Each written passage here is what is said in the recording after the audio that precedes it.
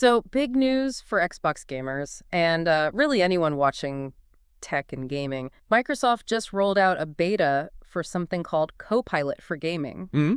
They're pitching it as this AI assistant starting out on your phone, supposed to be the ultimate gaming sidekick. Right, and this isn't just talk. It was announced May 28th, 2025, and the beta is actually live now, rolling out as we speak, basically. Okay, so it's happening, and we've gathered a whole stack of sources for this deep dive. Yeah, everything from the official stuff, news articles breaking it down. Research papers looking at the bigger picture of AI in gaming, and, of course, what people are actually saying online, the community reactions. Exactly. So our mission today is to unpack all of that, figure out what this Copilot thing really is, what it means for you when you're, playing. Or maybe looking at your phone while playing.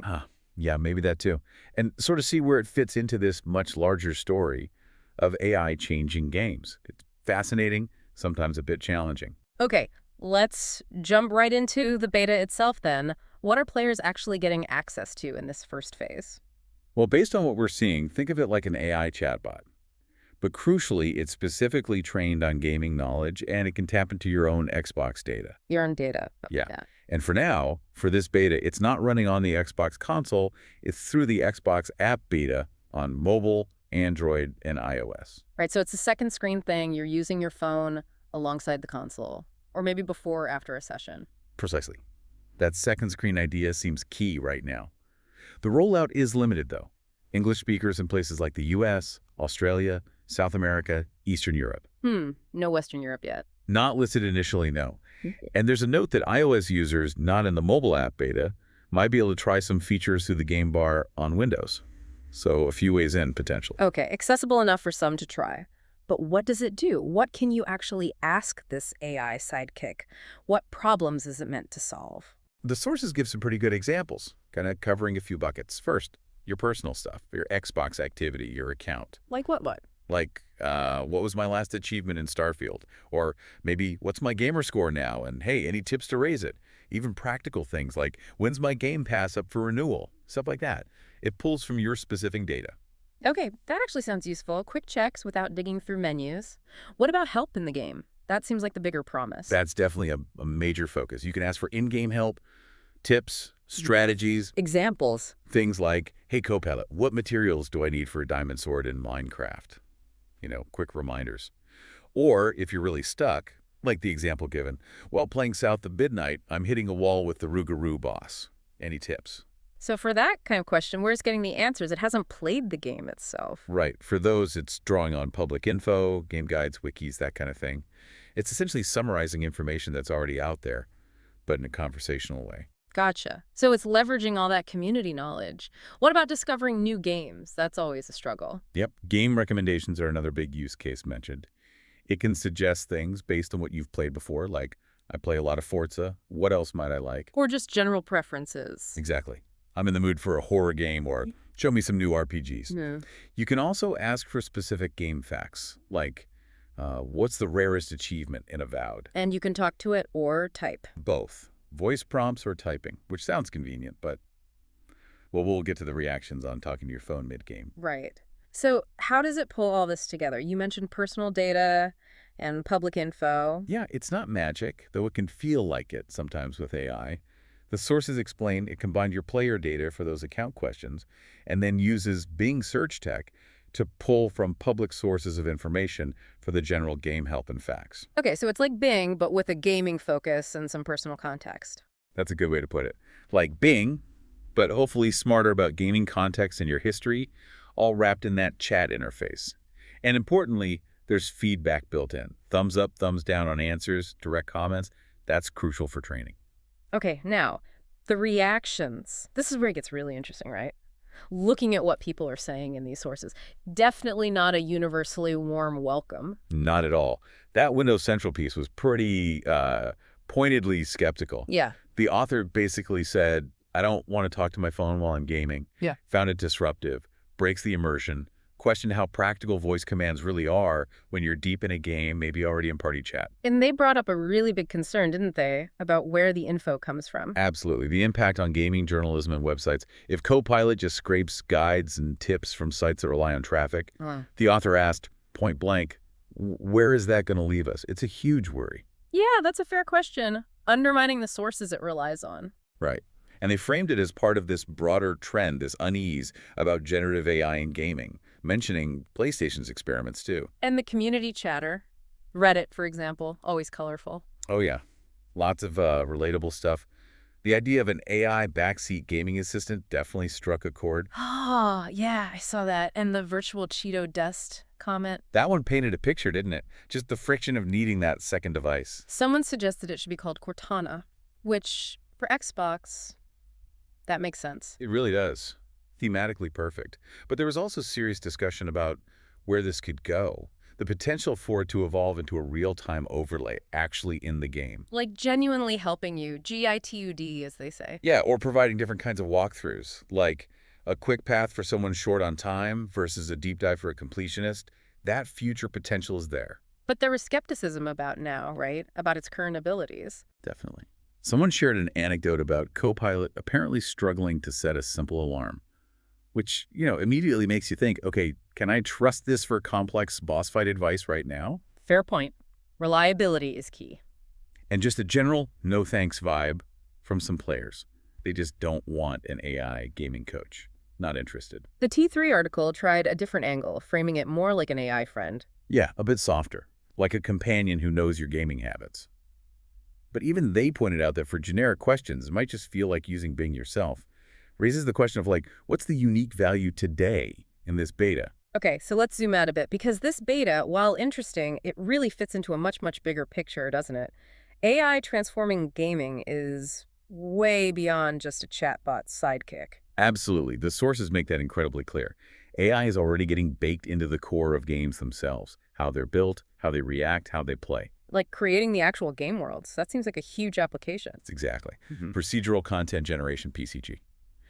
AI algorithms generating massive, often unique game content. Think No Man's Sky planets. Right. Millions of them. Or Microsoft Flight Simulator's world, pulling from real data. Even older games like Borderlands 2 used it for textures. Ubisoft uses it for level chunks, content in games like Watch Dogs. It saves massive amounts of manual work, adds huge variety. Incredible scale. What about game difficulty? Can AI adjust that on the fly? Yep. Dynamic difficulty adjustment, DDA. AI watches how you play and tweaks the challenge. Left 4 Dead's AI director is a classic example, changing enemy spawns based on how the team was doing. So future games could get really personal with difficulty. Potentially, yeah. Adapting much more granularly based on exactly how you play. And NPCs, those non-player characters. Whoa. Can AI make them less robotic? That's a huge area, intelligent NPC behavior, making them more realistic, adaptive. The Last of Us Part 2 gets mentioned for its enemy AI, how they coordinate. And Ubisoft has this project, Ghostwriter. It's AI helping write NPC dialogue. The goal isn't to replace writers for main stories, but to handle tons of minor lines, making background characters feel more individually interesting and realistic, without someone manually writing every single greeting. So AI is changing the games themselves, but it's also about the player experience around the game too. Definitely. Personalization is massive here. Mm-hmm. AI tailoring things just for you, suggesting quests you might like based on past behavior, offering rewards that fit your playstyle, even shaping narrative paths more subtly. Like Destiny 2 suggesting missions. Exactly. Or games like Detroit. Become human with their branching stories.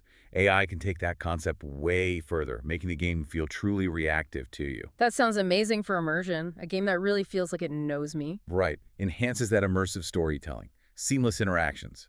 Imagine talking naturally to game characters who understand and respond intelligently. Or storylines that genuinely evolve based on your actions, not just preset branches. The sources also talked about AI as a tool for the developers, right? Not just in the game. Yeah, another huge impact zone. AI assisting developers directly. Helping with coding, suggesting fixes, finding errors, automating boring tasks. Like generating asks. Generating assets, concept art, maybe even basic animation blocking. It can seriously cut down development time and costs. The idea is freeing up human developers for the more creative, complex, uniquely human parts of design. Doing the grunt work so humans can focus. That's the pitch in the sources here. Yeah. One programmer called it an assistant making suggestions.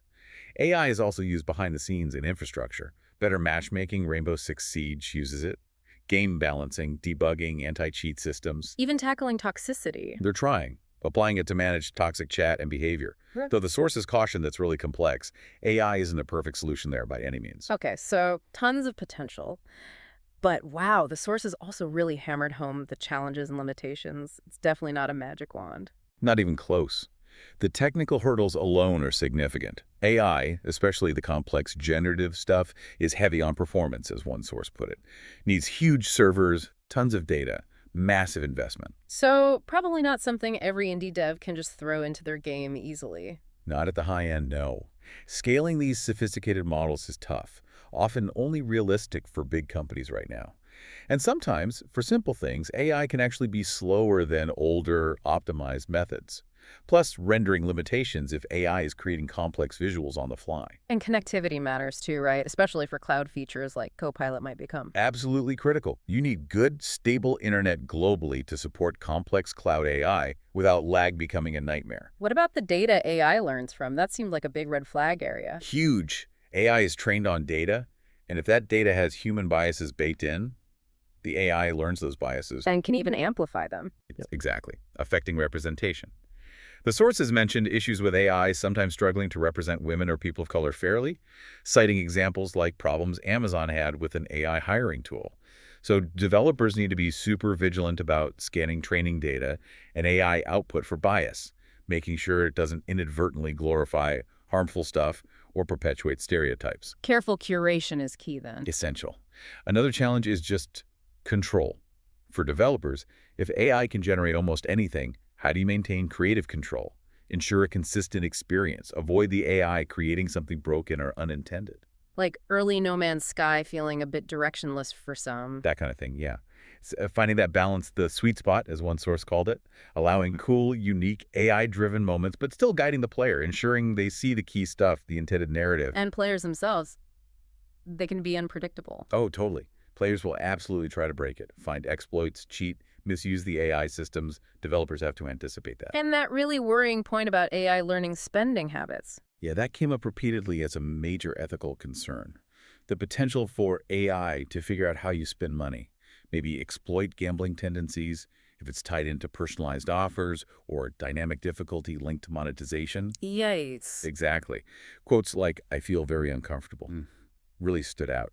There's a strong call in the sources for data privacy protection, regulation, maybe treating this data like sensitive web data, needing oversight. And finally, just managing expectations. The hype versus reality. Right. AI is such a buzzword. Marketing hypes it up.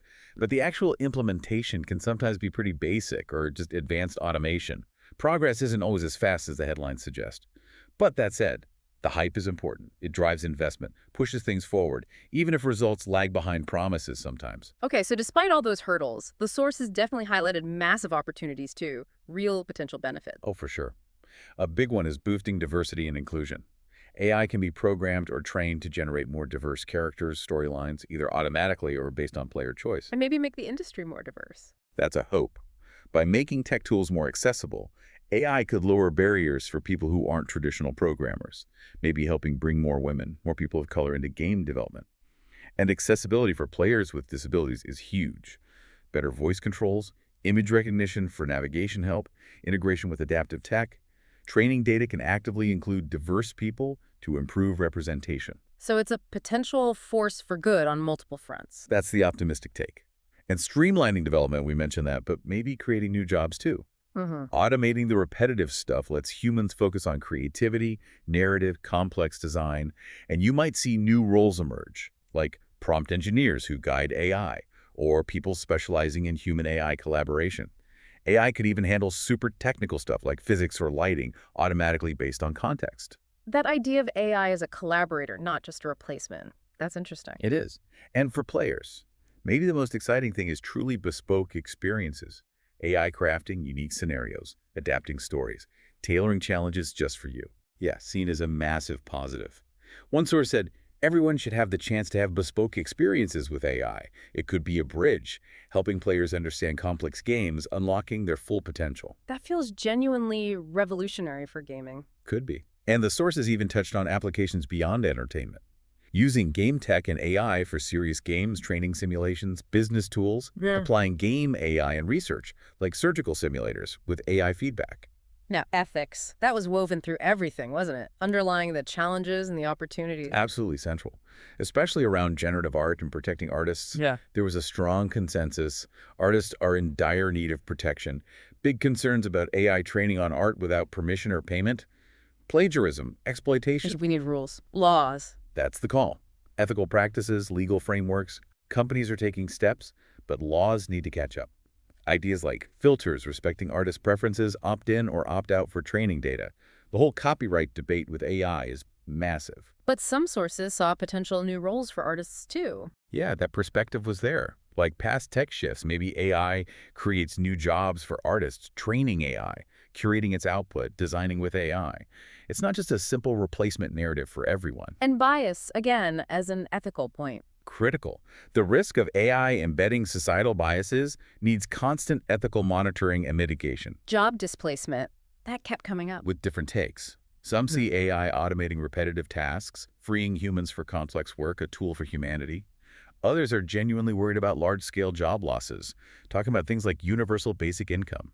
History shows tech creates new jobs, but the fear this time feels different, more profound for some. And that exploitation point, worth repeating as an ethical red flag. Definitely. AI learning and potentially manipulating player spending is a huge ethical concern raised in the sources.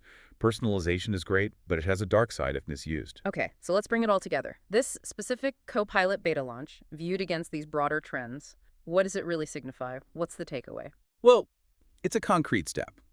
A major player, Microsoft Xbox, putting AI directly in gamers' hands, even if it starts small, on a second screen. It shows industry commitment to exploring AI for player experience. It makes the abstract discussions real. Exactly. It takes those research paper ideas, those industry conference talks, and puts them into an actual app you can potentially use. It highlights the promised utility, quick info, help, but immediately bumps up against those real-world questions. Does it work well? Where's the info from? Is my data safe? What are the ethics? It's where the future trends meet your gaming session today. Precisely. Makes it tangible. So we've taken a deep dive into this new Copilot for gaming beta, looked at what it is, what it promises, heard those initial reactions, and then pulled back to see the bigger, complex picture of AI in gaming based on all these sources. Yeah, we've seen that incredible potential personalized games, dynamic worlds, better accessibility, streamlined development. And we've really grappled with the tough stuff, too. The performance issues, the huge ethical questions about data, bias protecting artists, jobs, potential exploitation. It's definitely a field full of exciting innovation, but one that needs really careful thought and navigation. So here's something to think about as AI becomes more integrated, whether it's a sidekick like Copilot or something deeper. What lines matter most to you? Is it getting that perfect personalized help no matter what?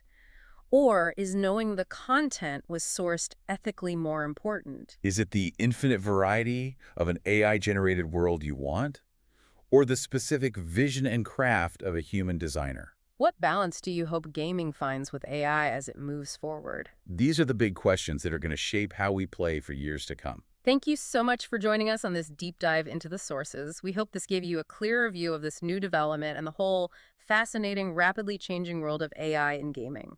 We'll be back soon with another deep dive, looking into a fresh stack of sources.